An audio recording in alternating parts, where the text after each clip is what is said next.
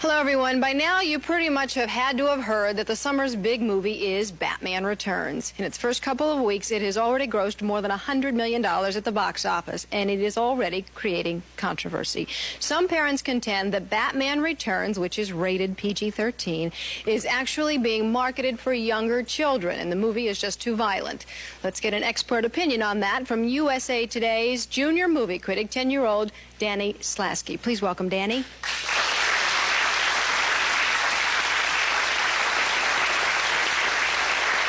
So, Danny, what did you think of the movie?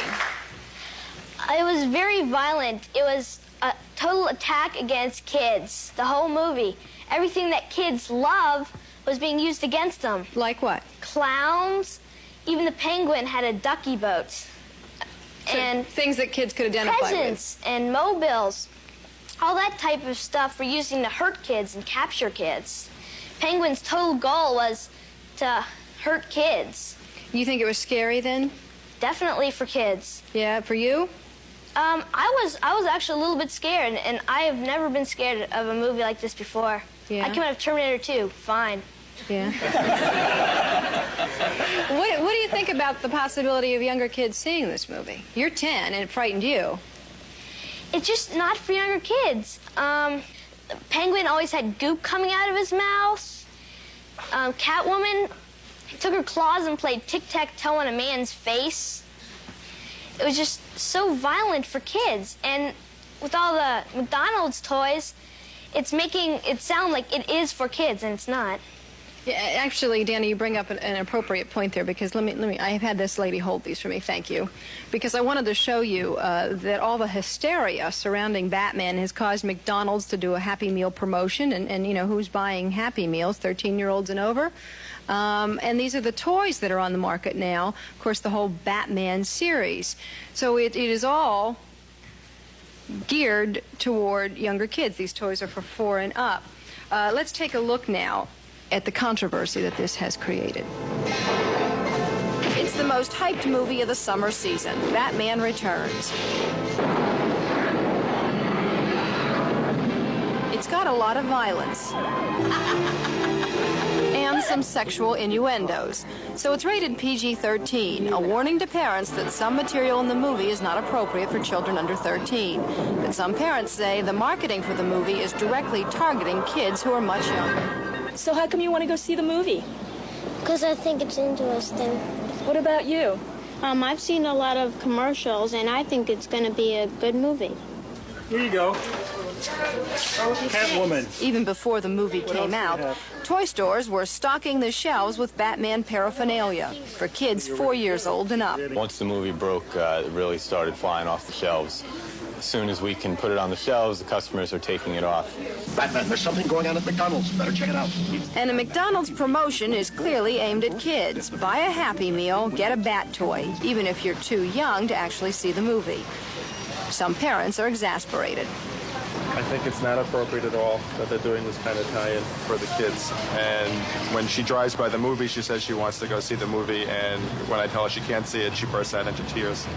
Joining us now are Barbara McLean and her 9-year-old daughter, Kara. About a half an hour into the Batman Returns movie, they walked out. And Brad Curl, who belongs to an organization that promotes family entertainment, Batman Returns did not get their seal of approval. Please welcome them.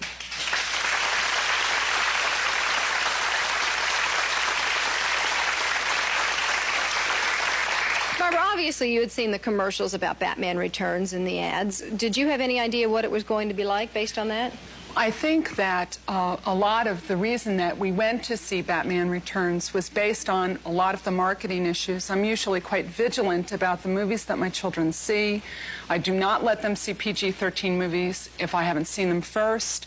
I have a 12-year-old son. He has been after me for months to see Terminator 2, and he has not seen that. I'm usually very vigilant about that, but I do think that the marketing confused us a little, and a lot of the reason that we went to see it was based on what my memories of Batman were from when I was a child. The TV series. Actually, even probably before that, and that would be the whole series of comic books, which were very, very defined, good versus evil. It was not real violence, rather inferred violence, and it was justice and morality and a lot of other issues that I think are missing from many of the films that we see today. Certainly from Batman Returns, in your view. Batman. All right, Kara, why did you want to see the movie? Well, I thought that it would be different than it actually was, and I didn't think it would have as much violence as it did. Yeah, what did you think of it? You saw about 30 minutes of it before you left. I didn't like it. No, did it scare you? Yes. Yeah, you thought it was violent? Yes. Yeah, did you have bad dreams afterward or not? No. No, but it wasn't, you didn't want to stick around to the end, that's for sure. No. Yeah, Barbara, what happened 30 minutes in that made you leave? Well, I think actually in the beginning of the film, there were some issues that I found were very confounding in terms of looking at what I believe to be very important, and that is just general human suffering. The parents have a child who has a defect, which was not something that we ever saw in the comics. They threw him off a bridge into a sewer. He's a baby. He grows up to be the Penguin. Catwoman is a woman who gets thrown out of a 20-story building because she speaks her mind to her boss. She's abused. And the issues of good and evil were very confusing and very confounding to the children, because here was this woman who had been abused, who then comes back and could have been a good person and helping people, and she didn't do that. So I found that the lines were very gray between good and evil. What's right and what's wrong. Danny, did you see younger kids in the theater when you went to see it? How many times have you seen it? I saw it twice to get a real good view of it. And the second time I saw it... It's his job, no snickering. He had to see it twice, right? The second time I saw it, when I saw the younger kids, I really wanted to tell them not to see this. It's really scary. Yeah. It's a really scary movie. Brad, what's your biggest complaint with the movie? Well, my biggest complaint is that we have a classic illustration here of kind of the Hollywood and the corporate community being out of touch with the family and out of touch with kids. I mean, McDonald's has apologized to us. They're embarrassed really now that they've thought it through. We need a corporate America that's thinking through the impact they're having on our young people. Our kids need hope. They need real heroes. They need a bright future, not these dark... And the film was full of little dirty, really raunchy little dirty jokes and lots of extreme violence. What has that got to do with inviting 6- and 8-year-old kids to the movies? All right. We did invite McDonald's and Warner Brothers and Kenner, which makes the toys, on today. They all declined to appear. They did give us a couple of statements. Let's look at the McDonald's quickly. McDonald's says, I'm paraphrasing here, they wanted to give young people a chance to experience the fun and excitement of Batman. They go on to say, we recognize our responsibility to our customers, and it was certainly not our intent to confuse parents or disappoint children. We're committed to maintaining their trust in McDonald's and sincerely regret any confusion. Warner Brothers says the movie is rated PG-13. It's up to the parents to take the responsibility of taking their kids to see the movie. And Kenner Products says kids can act out the fun of Batman in a manner that is wholly appropriate for their age group, and that's why they're making the toys. What do you think of those statements, Brad?